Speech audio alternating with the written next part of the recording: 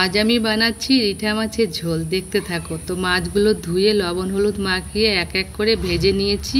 আর ওই তেলে কালো জিরা তেজপাতা সম্বাদ দিয়ে আলুগুলো দিয়ে দিলাম। আলুগুলোর মধ্যে একটু লবণ হলুদ দিয়ে লাল করে ভেজে নিয়েছি। আর ততক্ষণ মশলাটা রেডি করে নেব। আর আলুগুলো যেই ভাজা হয়ে গেছে, কোচানো পেঁয়াজটাও তেলের মধ্যে দিয়ে দিলাম। পেঁয়াজটা যে একটু ভাজা হয়ে গেছে, টমেটোটা দিয়ে নেড়ে চেড়ে দিয়ে দিলাম মশলাটা ভালো করে তেলের মধ্যে কষে নিলাম। কষতে কষতে দেখো তেল ছেড়ে গেছে। এরপরে দিয়ে দেবো পরিমাণ মতো জলটা দিয়ে যেই ফুটে উঠলো, তারপরে দিয়ে দিলাম মাছগুলো দিয়ে আমি কিছুক্ষণের জন্য ঢাকনা দিয়ে রাখবো।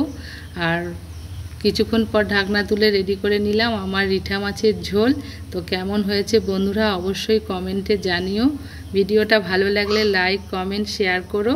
আর ততক্ষণ আমি আমার পরের খাবারটাও রেডি করে নিলাম। টাটা সবাইকে।